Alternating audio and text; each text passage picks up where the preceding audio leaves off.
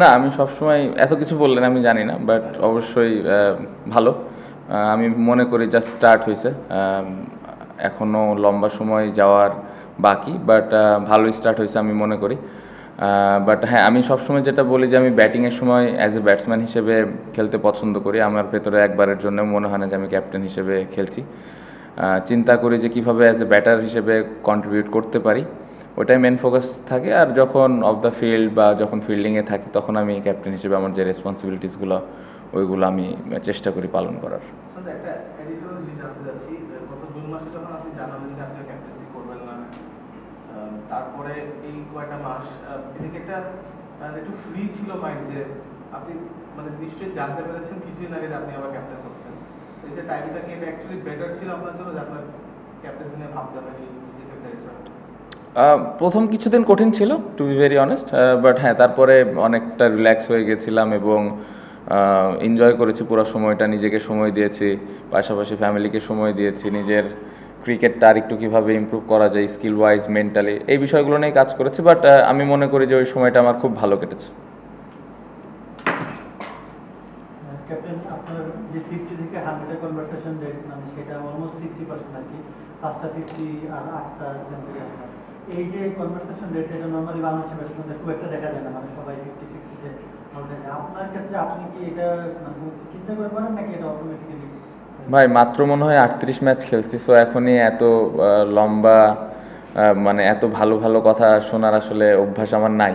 তো আমার মনে হয় যে যদি এই যে মুশফিক ভাই 99টা টেস্ট খেলে ফেলেছে, ওই 99, 100, 150 যত খেলার পরে যদি এরকম কনসিস্টেন্ট হইতে পারি, তাহলে আমি বলতে পারবো যে না, আমি মনে হয় ভালোভাবে আমার ক্যারিয়ারটা শেষ করতে পেরেছি। সো ভালো স্টার্ট, আমি যেটা বললাম সবে মাত্র 38 টেস্ট, যদি ক্যারিয়ার শেষে এরকম কনসিস্টেন্ট থাকতে পারি তাহলে ভালো লাগবে। বাট চিন্তা করে করি না, চেষ্টা করি যে যখন সেট হই চেষ্টা থাকে যে কিভাবে আমি বড় রান করতে পারি টিমের জন্য।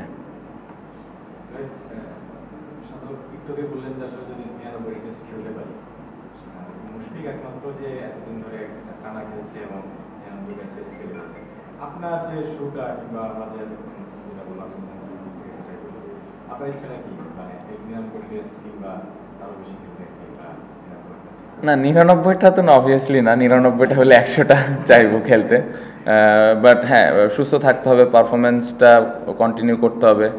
এত লম্বা চিন্তা করতে চাই না আমরা, কারণ আমরা খুবই কম টেস্ট ম্যাচ খেলি। রিসেন্টলি হয়তো আমরা লাস্ট কয়েক বছরে একটু বেশি খেলা স্টার্ট করেছি। সো চেষ্টা থাকবে যে এক একটা ম্যাচ কীভাবে আমি দলের হয়ে কন্ট্রিবিউট করতে পারি। একটা একটা করে ম্যাচ যদি আমি খেলতে পারি তাহলে দেখা যাবে যে বছর শেষে বা আমার ক্যারিয়ার শেষে কতগুলো ম্যাচ আমি খেলতে পারবো, তখন আসলে বোঝা যাবে। বাট এত লম্বা এত দূরে চিন্তা করতে চাই না এখন। গতকালের ইনিংসটা নিয়ে একটু বলি, মানে শ্রীলঙ্কার 2টা সেঞ্চুরি ছিল একই টেস্টে, 2 সেঞ্চুরি। গতকালের ইনিংসটা ওই ইনিংসগুলোর থেকে কতটা ডিফারেন্ট ছিল, মানে দেখে মনে হচ্ছে অনেক কমফোর্টেবল, শার্প। কি চেঞ্জ ছিল আপনার কাছে, কি না, শ্রীলঙ্কার সাথে ডিফারেন্ট চ্যালেঞ্জ ছিল। ওইখানে ওদের বোলিং অ্যাটাকটাও ডিফারেন্ট, ওদের স্পিন বেশি, আমাদের খেলা লেগেছে ওইখানে।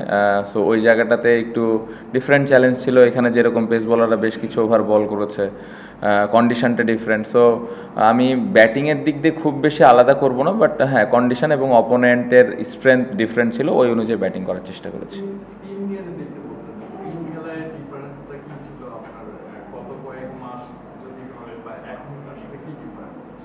না, তেমন কোনো ডিফারেন্স নাই। আমার মনে হয় যে এই ইনিংসটা যদি আমি বলি, যে কয়টা বাজে বল পেয়েছিলাম সবগুলো ইউটিলাইজ করতে পেরেছি, এটা একটা পজিটিভ দিক ছিল। এবং সবসময় এটাই লক্ষ্য থাকে, কারণ ইন্টারন্যাশনাল লেভেলে আসলে বাজে বলের পরিমাণটা খুবই কম পাওয়া যায়। সো ওই বাজে বলগুলোকে যত ভালোভাবে ইউটিলাইজ করা যায় এটা ইম্পর্টেন্ট। সো ওটা করতে পেরে আমার মনে হয় ভালো লাগছে।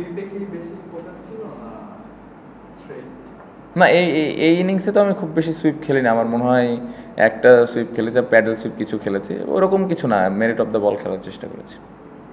আমাদের ব্যাটারদের আমরা দেখছিলাম যে ওদের স্পিনাররা খুবই ভালো করছিল সিলেটের মতো স্পোর্টিং উইকেটে। তো নেক্সট ম্যাচ আমাদের মিরপুর, সেখানে ওদের স্পিনারদের বিপক্ষে আমাদের চ্যালেঞ্জটা আরও বাড়তে পারে কিনা।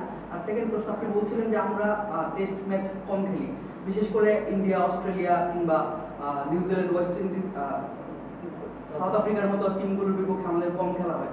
তো কয়েকদিন আগে থেকেই কথা হচ্ছিল যে 2 টায়ার টেস্ট চ্যাম্পিয়নশিপ, কিন্তু বিভিন্ন রিপোর্টে দেখা যাচ্ছে যে সেটা হচ্ছে না। তো সেটা আসলে বাংলাদেশের জন্য একটা পজিটিভ হতে পারে কিনা? অবশ্যই পজিটিভ ব্যাপার, আমরা তো সব দলের সাথে খেলতে চাই। আপনি যেটা বললেন যে আমরা কম ম্যাচ খেলি, সো সবার সাথে খেলার অপরচুনিটিটা থাকলে আমাদের ইমপ্রুভ করার জায়গাটাও থাকে, আমরা কি অবস্থানে আছি এটা বোঝাটাও সহজ হয়। প্রথম কোশ্চেনটা এখানে স্পিনার অনেক ভালো স্পিনার মিরপুরে যে কোনো অপোনেন্ট যে কোনো বোলিংয়ের এগেনস্টে অলওয়েজ চ্যালেঞ্জ থাকে, বাড়তি আলাদা কোনোভাবে চিন্তা করার কোনো সুযোগ নাই, চ্যালেঞ্জ থাকবে, বাট ওই চ্যালেঞ্জটা কীভাবে আমরা হ্যান্ডেল করি এটা ইম্পর্ট্যান্ট। এবং এই ম্যাচটা যেভাবে আমরা খেলেছি আমি আশা করব যে এই কনফিডেন্সটা মিরপুরে কাজে দিবে।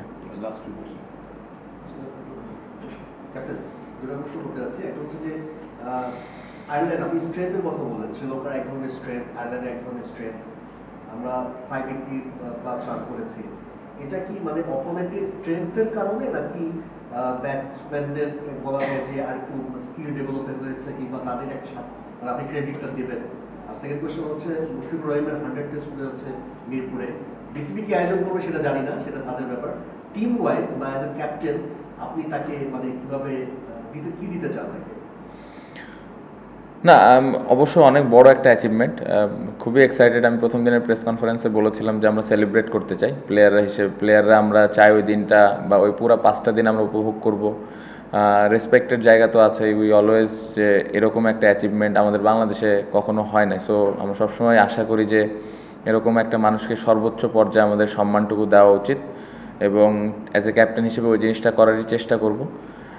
পাশাপাশি আমার মনে হয় যে আমি আশা করব যে মুশফিক ভাই 100 খেলার পরেও যেন উনি আরও বেশি কন্টিনিউ করে দলের হয়ে, কারণ ওরকম এক্সপিরিয়েন্স প্লেয়ার আমাদের টেস্ট টিমে প্রয়োজন। সো আমি আশা করব সেটাও যেন উনি কন্টিনিউ করেন।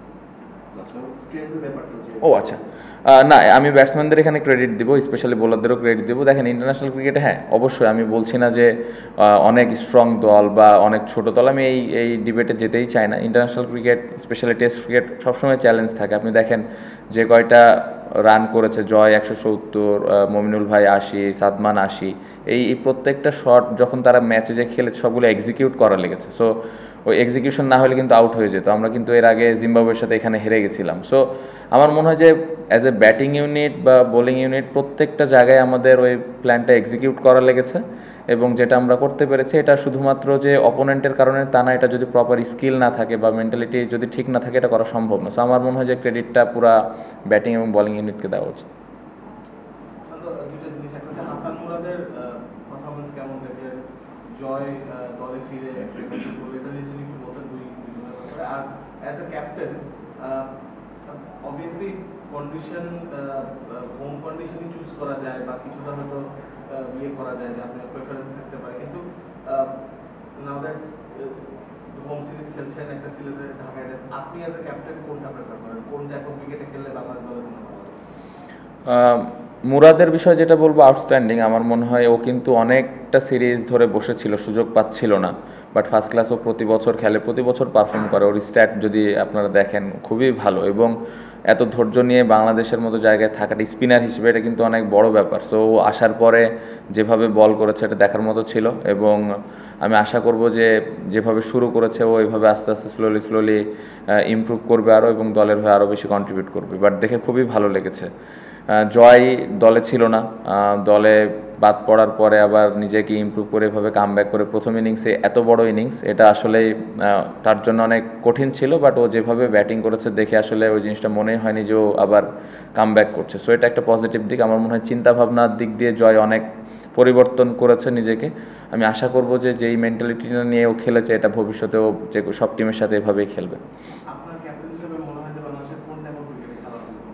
ডিপেন্ড করে আসলে অপোনেন্ট কীরকম, বাট আমি সবসময় যদি সুযোগ থাকে অবশ্যই স্পোর্টিং উইকেটে খেলাটা খুবই ইম্পর্টেন্ট। বাট হ্যাঁ অবশ্যই দিন শেষে আপনার এটাও ভাবতে হবে যে এটা একটা ইন্টারন্যাশনাল টেস্ট ক্রিকেট, সো এখানে খেলা জিতাটাও ইম্পর্টেন্ট। সো জিতার জন্য যেই যতটুকু সুযোগ সুবিধা নেওয়া দরকার সেটাও নিতে হবে। বাট আমার মনে হয় যে স্পোর্টিং উইকেট থাকলে খুব ভালো। আপনি যদি এই ম্যাচের উইকেটটা দেখেন, ব্যাটিংয়ের জন্যও খুব ভালো ছিল, বোলারদেরও হেল্প ছিল, পেস বোলার থেকে শুরু করে স্পিনার সব। সো এটা এরকম উইকেট থাকলে পুরো দলের জন্য ভালো, but it depends on the opponent. Thank you.